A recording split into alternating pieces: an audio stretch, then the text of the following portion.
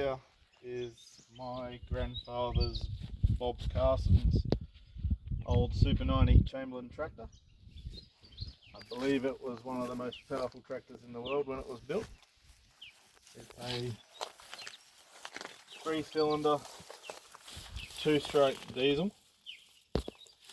And around this side it's also got a supercharger on it, hence the name Super 90. Chamberlain Super 90.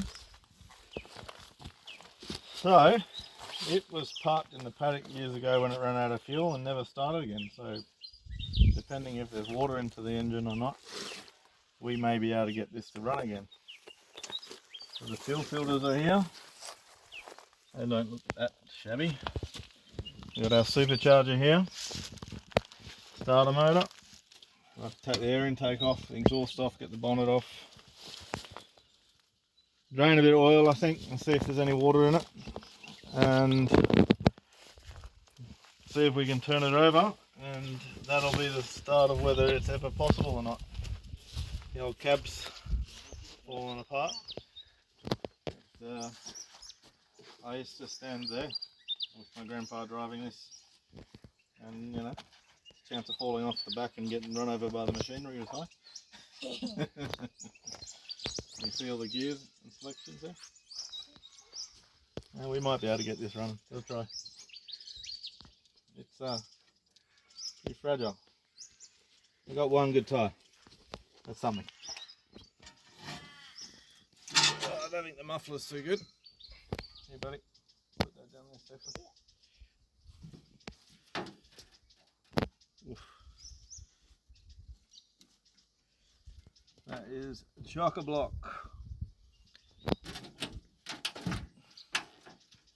Have to get to the battery compartment somehow. Time to go get some tools.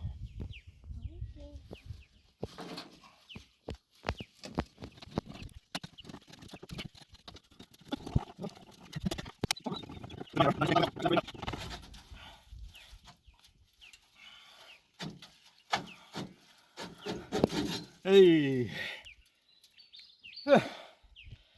Alright. Someone's trying to grow plants on it.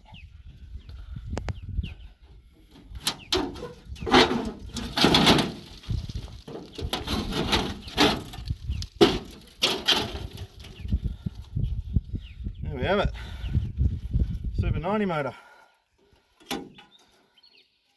That part's optional.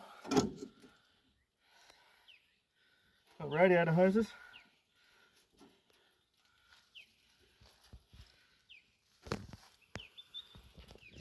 Not sure how that's going to go.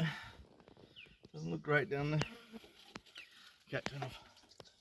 So thankfully the air filter's rusted out, so hopefully it wasn't full of water and running into the engine. The old filter's still in there, so we'll get that out and see what we get.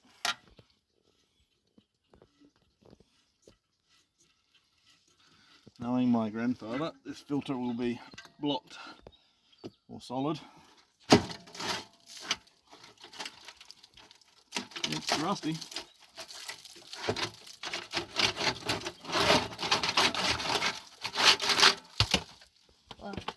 There we go. Yeah, I think we can blow it out and I might be able to use that again. Yep.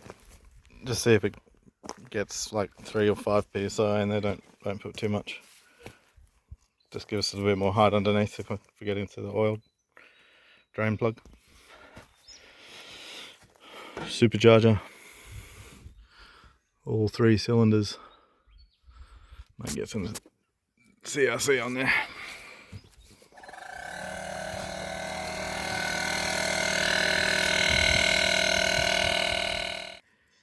So good news, we've got the sump plug coming on loose. Let's see if we get water or we get oil.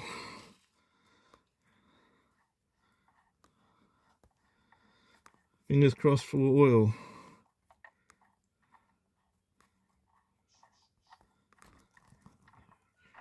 my grandfather, we might get nothing. We got oil. Let's keep that for now.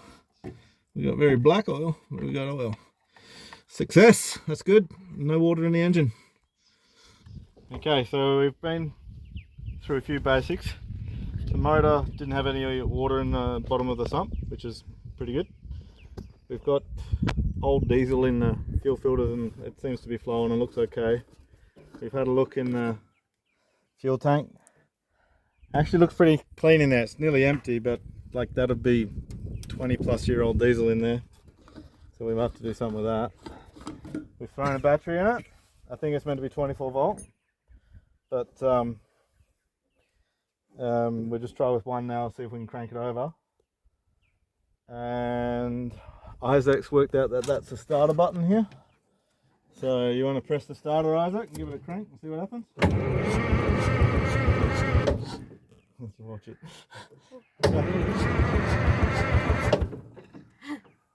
That's pretty good, isn't it? Believe it or not, that's all working on the dash. Wow, alright, so we need to see about fuel now.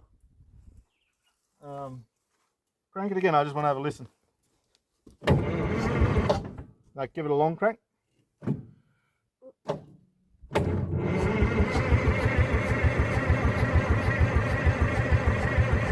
Sounds fine.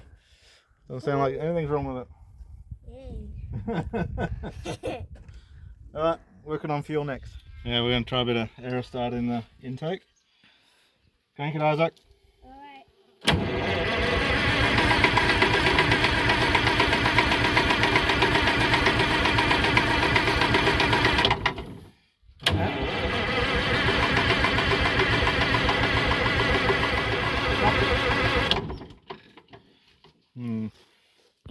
No ignition.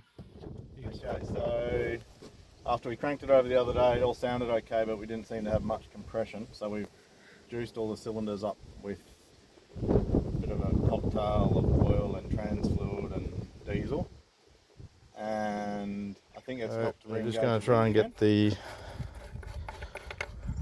valve cover off now, and I believe we should be able to see the injectors here and the injector rail, and check if they're freed up or not. Apparently on these two-stroke diesels this can be a bit of a problem, and we can have engine runaways if we have a stuck injector. So we'll keep going and have a look. So what we're looking at here is the injectors, and they're definitely stuck. This is the rail that's supposed to be operating it, and the little shuttles in here, and they are not moving. So apparently when these shut down, they're on full fuel, so if we did get this to fire, we'd go straight to full RPM, and unless the injectors become unstuck, then we'd be revving the bajingos out of it.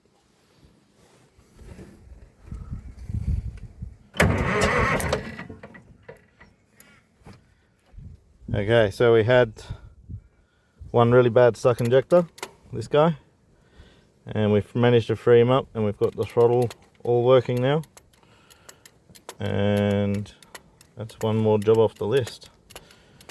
So we should not now, we shouldn't have an engine runaway if we start it up.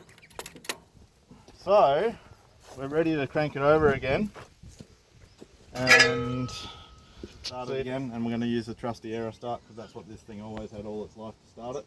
Got Isaac up there on the starter button, and I've just got a little plug out on the intake manifold to squirt some of the good stuff in.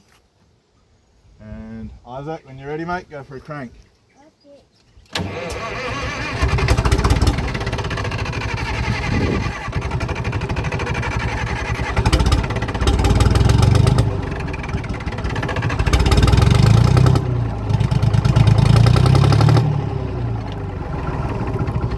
Get the rocker cover back on. Alright, we put the rocker cover back on so we don't fill the engine up full of rubbish. Alright, Isaac, go again.